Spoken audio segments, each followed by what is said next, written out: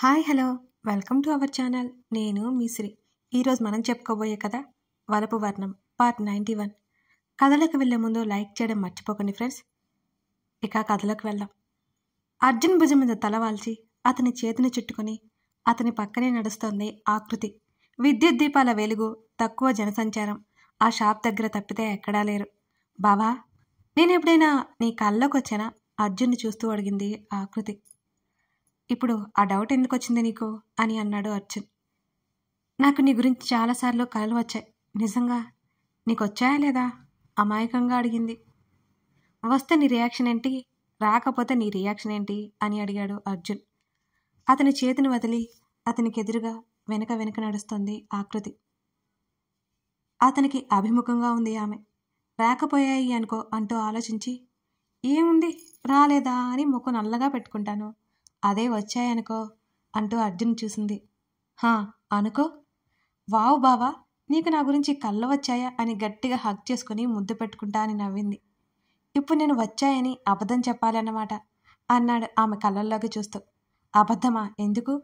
నీ హగ్గు ముద్దు కోసమైనా చెప్పడంలో తప్పలేదేమో అన్నాడు ఆలోచిస్తున్నట్టు ముఖం పెట్టి. చాలే, నేను నిజమైతేనే ఇచ్చేది. నా కళ్ళ గురించి నీకు తెలియదు కదే, నేను ఏది చెప్తే అదే నిజం. నోనో, అలా ఎలా కుదురుతుంది? కళ కూడా ఏంటో చెప్పాలి, అప్పుడే నమ్ముతాను అంది ఆకృతి. పాపం ఆకృతి తను ఏదో తెలివి ప్రదర్శించాను అనుకుంటోంది. అక్కడ ఉంది కన్నింగ్ థాట్స్ ఉన్న అర్జున్ అని మర్చిపోయింది కాబోలు. అర్జున్ ముఖంలో సన్నటి నవ్వు అలా వచ్చి మాయమైపోయింది. చెప్పనా అయితే అన్నాడు. అతన్నే చూస్తూ అంది ఆకృతి. తన భుజం మీద తలపెట్టుకుని పడుకున్న వివిధని చూసి ఆశ్చర్యపోయాడు విశ్వ. కళ్ళు మూసుకుని కనిపించింది వివిధ. నిద్రలో పడుకుందేమో అని అతను అనుకున్నాడు. కొంత సమయం వివిధని అలాగే చూస్తూ ఉండిపోయాడు విశ్వ. అరగంట పాటు అతని చూపు తిప్పుకోలేకపోయాడు. చలిగాలి ఎక్కువైపోయింది. వివిధ ఇంకా దగ్గరికి వచ్చేసింది. విండో క్లోజ్ చేయాలని చూశాడు, కానీ వివిధ లేస్తుందేమోనని ఆ ప్రయత్నాన్ని విరమించుకున్నాడు విశ్వ. సన్నటి వానజల్లు అప్పుడప్పుడు బస్సు లోపలికి పడుతోంది. బస్సు ఆపారు, భోజనానికి టైం అయిందని కండక్టర్ తెలియజేయడంతో ఒక్కొక్కరు బస్ దిగి పక్కన ఉన్న హోటల్లోకి వెళ్ళసాగారు. అప్పటికే చాలా దూరం ప్రయాణించారు. హైవే మీద ఒక పక్కగా ఉన్న హోటల్ అది. వివి మృదుగా పిలిచాడు. పలకలేదు తను. వివిధ చేతి మీద చిన్నగా తట్టాడు. కళ్ళు తెరిచి తల ఎత్తి విశ్వని చూసింది వివిధ. డిన్నర్ చేద్దాం పదా అన్నాడు. వద్దు అని అంది. నైట్ ఆకలేస్తుంది ప్లీజ్ అన్నాడు. అని అతని నుంచి దూరం జరిగింది. అతనికి వెల్తీగా అనిపించింది. గాలికి రేగుతున్న జుట్టుకి క్లిప్ పెట్టుకొని పదా అని అంది. అందరితో పాటు ఇద్దరూ భోజనం చేశారు. వానజల్లు పెద్దది కావడంతో అక్కడే లోపల కూర్చున్నారు. వారి బస్సు కాకుండా ఇంకో బస్సు కూడా ఉంది. అందరూ 80 మంది వరకు ఉంటారు. పక్కపక్కనే ఇరుక్కుని కూర్చున్నారు అంతా. వానజల్లు పెద్దదైంది. విశ్వకి దగ్గరగా జరిగి కూర్చుని బయటకు చూస్తోంది వివిధ. వివిధ ప్రవర్తన వింతగా అనిపించింది విశ్వకి. అయోమయంగా వివిధని చూశాడు. ఏంటి అని అడిగింది విశ్వని చూసే. తడబడుతూ టీ తాగుతావా అని అడిగాడు. 2 క్షణాలు విశ్వని చూసి హా అంది వివిధ. వేడివేడి టీ తెచ్చాడు. ఇష్టంగా తీసుకుంది. వివిధనే చూడసాగాడు విశ్వ. ఆ సమయంలో అంతకు ముందు కంటే ఇప్పుడు వివిధ ముఖం ప్రశాంతంగా అనిపించింది విశ్వకి. అప్పుడప్పుడు లోపలికి కొడుతున్న వానజల్లు వల్ల వివిధ ముఖం మీద ఏర్పడిన సన్నటి నీటి తుంపర్లు కనబడుతున్నాయి స్పష్టంగా. కొంత సమయానికి వాన వెలిసింది. మళ్ళీ బస్ స్టార్ట్ అయింది. ప్రయాణం మొదలైంది. చెప్పు అంది ఆకృతి. అది ఏంటంటే, ఇలా నిన్ను పట్టుకున్నానంట అంటూ ఆకృతి నడుము చుట్టూ చేతులు వేసి దగ్గరికి తీసుకున్నాడు అర్జున్. అర్జునే చూస్తోంది. ఇలా చేశానంట అంటూ ఆమెను సరిగ్గా తన వైపుకు తిప్పుకున్నాడు. అర్జున్ని నవ్వుతూ చూసింది. ఆ తర్వాత ఇలా అనే ముఖాన్ని చేతిలోకి తీసుకున్నానంట. ఆమె ముఖాన్ని చేతిలోకి తీసుకొని ఆమె నుదుటిన ముద్దు పెట్టుకున్నాడు అర్జున్. విచ్చుకున్న పెదవులతో కళ్ళు మూసుకుంది ఆకృతి అతని చర్యకు. అతను చెప్పేది నిజం కాదని తనకీ తెలుసు. కానీ అతని సాన్నిహిత్యం ఆమె మనసు కోరుకుంటోంది. అతని ఛాతీ మీద చేతులు వేసింది ఆకృతి. సున్నితంగా మూసి ఉన్న ఆమె కళ్ళ మీద అతను ముద్దు పెట్టుకున్నాడు. ఇలా కూడా చేశానంట అన్నాడు ఆమెను చూస్తూ. ఎలా అన్నట్టు చూసింది కళ్ళు ఎగరేస్తూ ఆకృతి. ఆమె సన్నటి నాసిక మీద మరింత సున్నితంగా ముద్దు పెట్టుకున్నాడు. కళ్ళెత్తి అతన్నే చూస్తోంది ఆకృతి.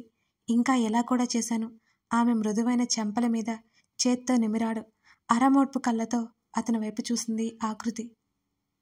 ఆ తర్వాత అంటూ ఆమె బుగ్గ మీద ముద్దు పెట్టుకున్నాడు అర్జున్. ఈసారి కెంపులయ్యాయి ఆమె బుగ్గలు. ఇవేంటి ఇంత సున్నితమా? ఆమె పెదవుల మీద వేళ్లతో రాశాడు. అతని మెడ చుట్టూ ఆమె చేతులు బిగుసుకున్నాయి.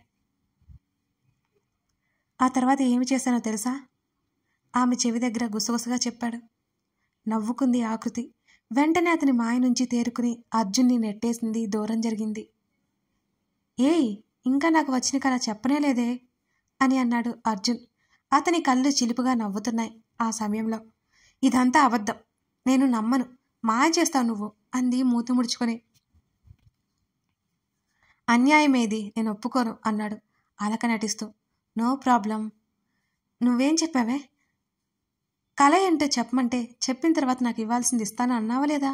ఇప్పుడు ప్లేట్ ఫిరాయిస్తున్నావా అని అడిగాడు చిరుకోపంగా. ఆశ అస్సలు కుదరదు అంది. ఎందుకు కుదరదు? ఖచ్చితంగా కుదురుతుంది. ఆమె వైపుకి అడుగులు వేశాడు అర్జున్. అచ్చా అంటూ ఆకృతి పరిగెత్తింది. బంగారం, అన్యాయమే, మోసమిది. అమాయకుని చేసి మోసం చేస్తున్నావా అని ఆమె వెంటపడ్డాడు అతను. అచ్చా, నువ్వేం అమాయకుడు కాదు అని అతనికి దొరకలేదు.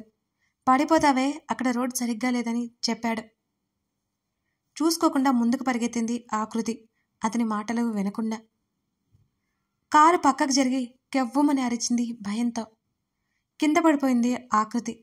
కంగారుగా ఆమె దగ్గరికొచ్చాడు అర్జున్. ఆమె కింద పడిపోవడంతో ఏడు మొహంతో అర్జున్ని చూసింది. చెప్పానా అన్నాడు సీరియస్గా. తలదించుకొని కూర్చుంది. ఆమె ముందు కూర్చుని దెబ్బలు తగలాయా అని అడిగాడు అర్జున్. నిలువుగా తలూపింది. ఆమె భుజం చుట్టూ చేతిని వేసి నడిపించుకొని పక్కనే ఉన్న ఇంటి బయట మొక్కలకి అడ్డుగా ఉన్న చిన్న గట్టు మీద కూర్చోబెట్టాడు అర్జున్.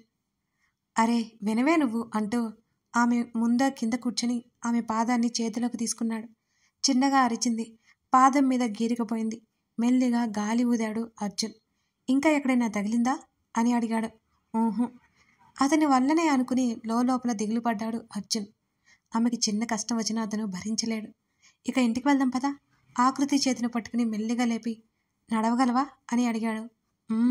అని తల నిలువుగా ఊపింది. మెల్లిగా ఆకృతిని నడిపించాడు. అమ్మా అంది చిన్నగా అరిచి. వెంటనే ఆమె కళ్ళల్లో గిర్రును నీళ్లు తిరిగాయి ఆ నొప్పికి. ఏవైందే కంగారుగా అడిగాడు. ఊహు. కాలు నొప్పిగా ఉందా? అదేం లేదు.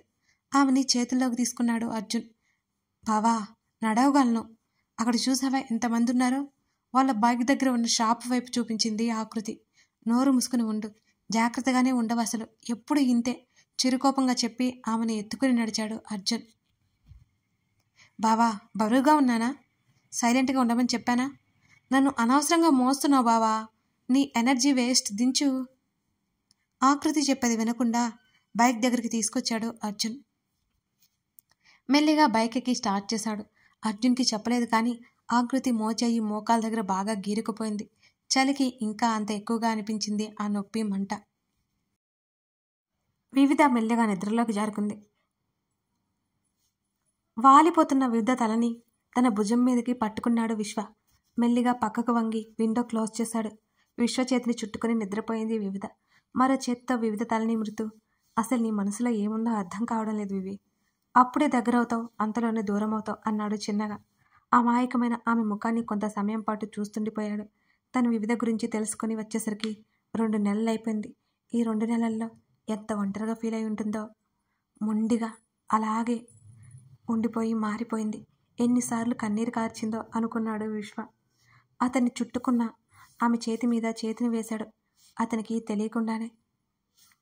హైదరాబాద్ వెళ్ళాక వివిధనిక ముంబై వెళ్ళనివ్వకూడదని విశ్వ గట్టిగా అనుకున్నాడు. అక్కడ ఒంటరిగా ఉండాల్సిన అవసరం ఏముంది? అందరితో కలిసే ఉంటుంది. వివిధ ప్రాబ్లం తానే కాబట్టి తనే వివిధకి దూరంగా ఉంటాడు. ఇదే హైదరాబాద్ లాస్ట్ టైం రావడం. అర్జున్ ఆకృతి పెళ్ళికి కూడా రాలేడు ఇక తను. విశ్వ అదే అనుకున్నాడు. వివిధ తను లేకుండా సంతోషంగా ఉండగలదు. మరి తను ఉండడానికి ప్రయత్నిస్తాడు. 2 నెలలుగా ఉంటున్నాడు కదా, ఇక జీవితాంతం కూడా ఉండగలదేమో. ఆలోచనల మధ్య మెల్లిగా నిద్రపట్టింది విశ్వకి. బావా బావా ప్లీజ్ మా ఇంటికి తీసుకెళ్ళు, అక్కడైతే అమ్మమ్మ ఉంటుంది అంది ఆకృతి బ్రతిమాలుకుంటూ. ఏం కాదులేవే, నీకు గాయాలు బాగా అయ్యాయి కదా, నాకు ఎలాగో చెప్పవు, కనీసం నానమ్మకైనా చెప్తావేమో అని అన్నాడు అర్జున్. నిజంగా బావా, కేవలం కాలు బెనికిందంతే, ఇంకేం ప్రాబ్లం లేదు అని అంది ఆకృతి. సరే, ఆకృతి వాళ్ళ ఇంటి ముందు బైక్ ఆపాడు అర్జున్. అర్జున్ని పట్టుకుని ఆమె నెమ్మదిగా బైక్ దిగింది. సరే వెళ్ళు అన్నాడు. నువ్వు రా, నడవలేను నేను అని ఆకృతి అనగానే సీరియస్గా చూశాడు ఆమె వంక. చెప్పాను కదా బావా, నా కాలు బెనికింది అని అంది ఆకృతి. బైక్ స్టాండ్ వేసి ఆకృతిని చేతుల్లోకి తీసుకున్నాడు అర్జున్. అమ్మ చూస్తే గొడవ చేస్తుంది, దించు నడుస్తాను, జస్ట్ సపోర్ట్ ఇవ్వు చాలు అని అంది అర్జున్ చూస్తూ. ఆకృతిని పట్టించుకోకుండా ఇంట్లోకి తీసుకెళ్లాడు అర్జున్. డైరెక్ట్గా ఆకృతిని రూమ్లోకి తీసుకెళ్లాడు. ఆమెని బెడ్ మీద కూర్చోబెట్టాడు. వాచ్మెన్ అంకుల్ తప్ప ఎవరూ లేరేంటి అడిగాడు అర్జున్. అత్త దగ్గరికి వెళ్ళుంటుంది. మరి డాడీ ఆలోచిస్తున్నట్టు ఆమె ముఖం పెట్టింది. అరే మర్చిపోయాను, మీ అన్వేషణుడు కదా, వాడి చెల్లి పెళ్ళి అనుకుంటా, నానమ్మ అందరినీ తీసుకెళ్ళిపోయింది అన్నాడు అర్జున్ అప్పుడే గుర్తుకొచ్చినట్లుగా. నీకు ఈ విషయం ముందే తెలిసి నాకు చెప్పలేదు కదా అంది అర్జున్ని గుర్రుగా చూస్తూ. నిజంగా గుర్తులేదు నాకు అన్నాడు. అయినా మా అన్వేష్ ఏంటి అంది కోపంగా ఆకృతి. నిజమే కదా, వాడంటే సాఫ్ట్ కార్నర్ ఉండాలి కదా నీకు అన్నాడు అర్జున్. అసలు ఏం మాట్లాడుతున్నావు నువ్వు అని లేవబోయి నొప్పితో అరిచి కూర్చుంది ఆకృతి. అందుకే ఈ ఆవేశం అనర్థాలకు దారితీస్తుందని పెద్దలు ఊరికే చెప్పలేదు అన్నాడు భుజాలు ఎగరేస్తూ అర్జున్. అర్జున్ కోపంగా చూడ్డం తప్ప ఏం చేయలేకపోయింది ఆకృతి. అసలు అన్వేష్ నాతో పెళ్ళి ఎందుకు వద్దన్నాడో తెలుసా నీకు అని అర్జున్ని అడిగింది ఆకృతి. నా యాక్టింగ్కే కదా, అయినా ఎన్ని వేషాలు వేశావే నాతో యాక్టింగ్ కూడా చేయించావు, ఏమనుకోవాలా నిన్ను అన్నాడు దిగులుగా ముఖం పెట్టి. చాలే నీ ఓవర్ యాక్షన్, నువ్వేం యాక్టింగ్ చేశావని పెద్ద చెబుతున్నావు, నేను చెప్పేసరికి అన్వేష్ నాతో పెళ్ళి వద్దన్నాడు అని ఆకృతి చెప్పగానే అర్జున్ ఆశ్చర్యపోయాడు. ఏంటి నువ్వనేది, అంటే నా మూలంగా కాదా అయోమయంగా అడిగాడు అర్జున్. ఏంటా, అన్వేష్తో నాకు పెళ్ళి ఇష్టం లేదని చెప్పేశాను అని అంది ఆకృతి చాలా కూల్గా. అవునా, రిక్వెస్ట్ చేశాను, డాడీకి పెళ్ళి ఇష్టం లేదని చెప్పాడు, పాపం మంచోడు కాబట్టి ఈజీగా ప్రాబ్లం సాల్వ్ అయింది, లేకపోతే నా పరిస్థితి మామూలుగా ఉండేది కాదు అంది ఆకృతి నిట్టూరుస్తూ. అప్పటికి నాకు ఓకే చెప్పలేదు కదే నువ్వు అని గుర్రుగా చూశాడు అర్జున్ ఆమె వైపు.